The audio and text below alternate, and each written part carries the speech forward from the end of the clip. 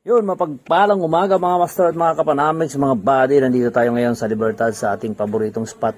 Kasama ko si Jandel. So dalawa lang kami magpipishing ngayong araw nito. So yun, ang gamit natin, ang sit-up sim pa rin.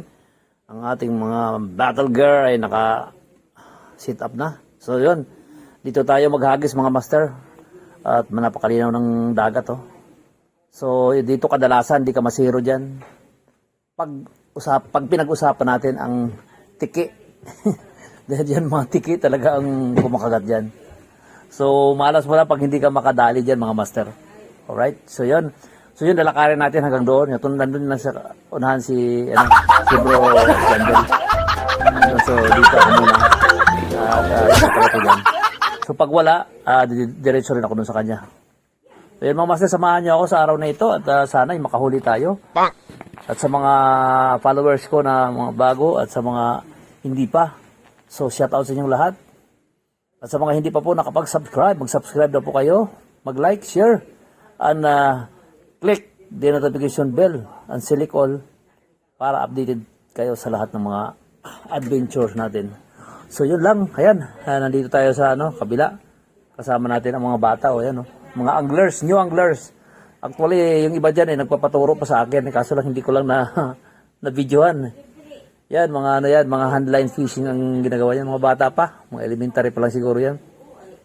Yan naman si Bro Jandel. So, dyan sa spot na yan, mga master ay pugad ng mga talakitok yan. So, dyan makikita nyo mamaya-maya. Bali, hagis na kami dyan. Alright. So, ayun, bali, ang pain namin, ganun pa rin. Lure, artificial lure pa rin. Bro, what are you talking about, man? Yun. Stay tuned lang mga master at tayo ay mag-adventure maya-maya lang. So bali galing to tayo sa kabilang spot. So lumipat tayo dyan sa may Bukana. Meron kasi dyan galing sa bundok na sapa. Yan, kung mapapansin nyo, dyan banda sa gitna. So yun lang mga master. Stay tuned na tayo ay mag-fishing adventure. Maya-maya lang ay magka-casting na tayo. At sana makahuli naman tayo. Alright, yun. Shout out pa rin sa mga ating mga masusing at nanatiling tapat na mga followers, subscribers. Mula Luzon, Visayas, at Mindanao, I love you. I love you all. Ayun, shout out sa inyo lahat. Alright. So, fishing na tayo, mga master. Nandun na si Jandel, naghagis na. Let's go. Pero sumabit.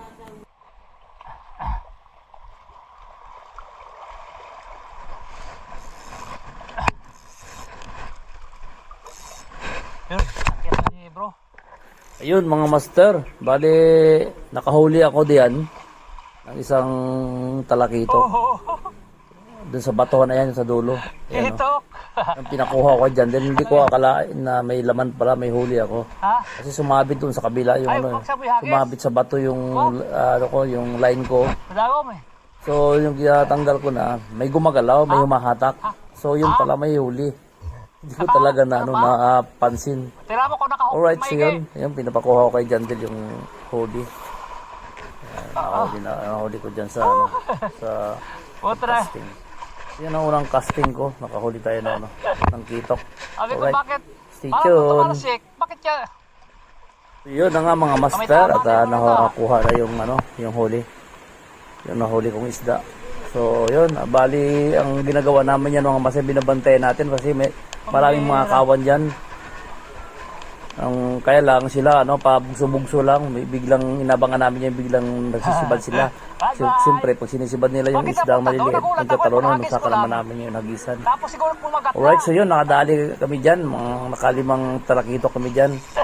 Hapon na rin, mga master, kaya nagpasya na kaming umuwi. Yun lang, biglang nagkaroon ng strikes si Bro Jandel, huli siyang talakitok. So medyo hindi pa muna kami umuwi, extend pa. Yan, nakadali siya, good size na kitok. So yun, makapansin nyo, good size ang nadali din niya. So ganyan.